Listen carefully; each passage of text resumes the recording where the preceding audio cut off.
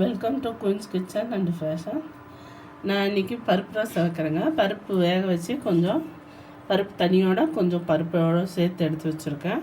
கொஞ்சோண்டு புளி தண்ணி பாருங்கள் ஊற வச்சு கரைச்சிட்டேன். புளியை நல்லா வடிகட்டிக்கோங்க. இந்த மாதிரி செக்கை இருக்கும், நல்லா வடிகட்டி எடுத்துடுங்க.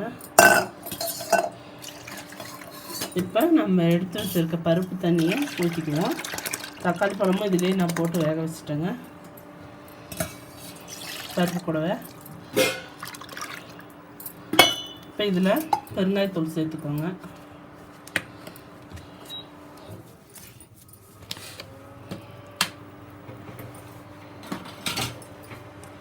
மிளகுத்தூள்,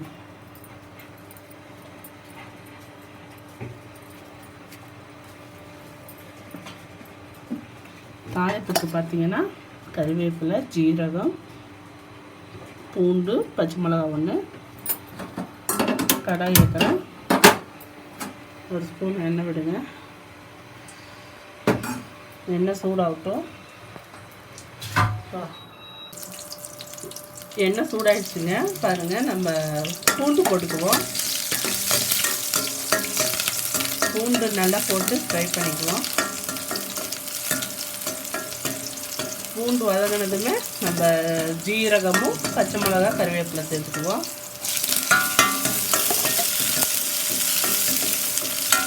இது சேர்த்துட்டு நம்ம இந்த பருப்பு தண்ணி புளி தண்ணி மிக்ஸ் பண்ணி வச்சதை ஊற்றிக்குவோம்.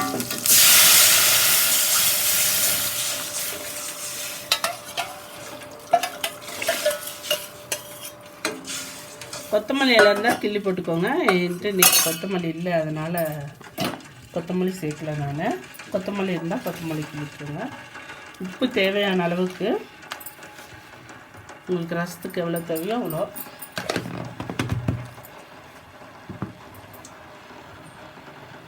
கொஞ்சமாக அந்த இது துவர்ப்பு தன்மை இல்லாமல் இருக்கிறதுக்கு கொஞ்சம் நல்ல வெல்லம், நாட்டு சர்க்கரை கொஞ்சம் தூவிக்கோங்க. இப்போ நல்லா மிக்ஸ் பண்ணிவிட்டு நல்லா கொதி வந்ததுன்னா நமக்கு பருப்பு ரசம் ரெடி ஆகிடுங்க. பருப்பு அவிச்சு போட்டிருக்கிறதுனால நான் இன்றைக்கி ரசப்பொடி எல்லாம் சேர்த்தலை. பெருங்காயத்தூள், மிளகுத்தூள், ஜீரகம், அவ்வளோதான்.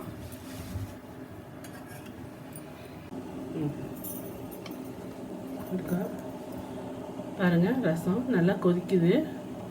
இந்த மாதிரி நல்லா வெள்ளை கலர் நுர கட்டி கொதிக்கும் போது நீங்கள் ஆஃப் பண்ணிவிடுங்க. ஆஃப் பண்ணிவிட்டு இப்போ நம்ம இதை வேறு ஒரு பவுலுக்கு எடுத்து ஊற்றிக்கலாம். நமக்கு பருப்பு ரசம் ரெடி ஆயிடுச்சு. இப்போ எடுத்து ஊற்றிக்குவோம்.